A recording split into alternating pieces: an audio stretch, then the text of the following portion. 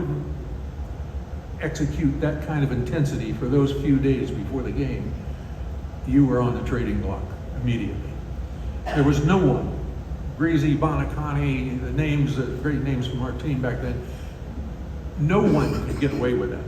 And he would, under the practice situations, if he felt you were not really there that day, he would call you out on it. Right away, quick, in front of everybody. And you'd have the talk. We called it the talk. You know, are you here today? Are you with us? You know, because this is what we're trying to do. And without you, we're missing a piece. So if you're not here, go wherever you are and we'll find somebody that fits. And that's the way he did it. And, you know, that's an easy thing to say. But think about it in terms of players that are 10 or 12-year veterans that are on that field with you.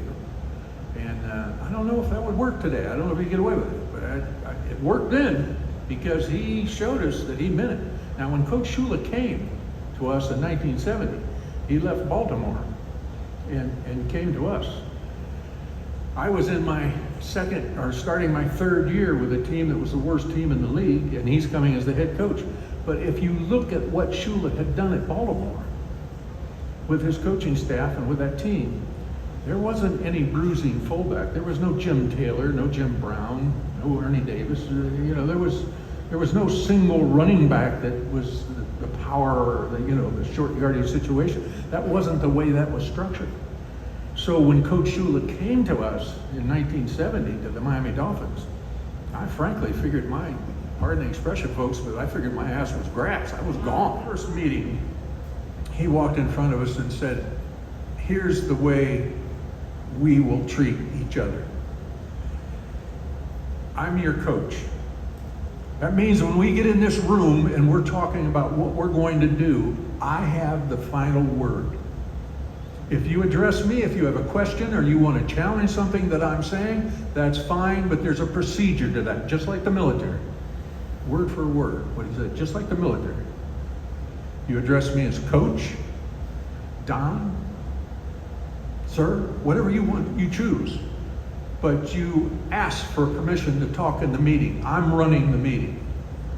I'm the final yes or the final no, right here, me, one guy.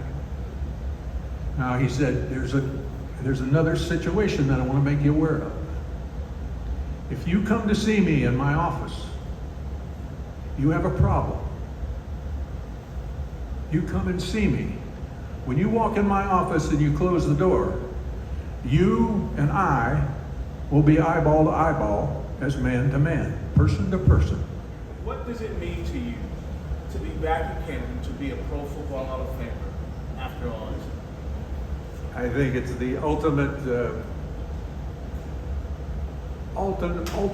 positive thing that can happen in a career, a football career, is when you're elected to the Hall of Fame. In my case, and I'm not trying to say this to try to act humble or anything, it's the damn truth. Without my other teammates, I wouldn't be in the Hall of Fame. None of us would, really. But the fact of the matter is, when you're a power running back, you depend on the people up in front of you. You depend on their intellect. You depend on their tenacity. You depend on their interaction, just what Shula described. I was part of a team that moved as a unit. For me to be in the Hall of Fame, and for the rest of my offensive linemen, particularly not to be in the Hall of Fame, is a pretty tough pill to swallow, to be honest with you. I'm very fortunate. You get a lot of hype, you get a lot of publicity when you put your hands on the ball, you touch the ball, you move the ball, and that's great. But your offensive lineman that built that, Monty Clark, I remember I mentioned him. He fashioned an offensive line that was superb. And the way he did that, and the way Shula got it to work, was the intelligence level.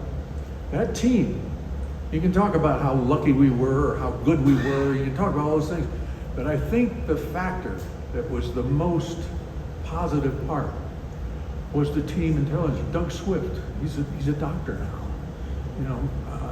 Bonacani was an attorney. Jake Scott had one of the highest IQs ever recorded in the NFL. If you go down through the list of players suggests that we had an intelligence factor that we were aware of what to do.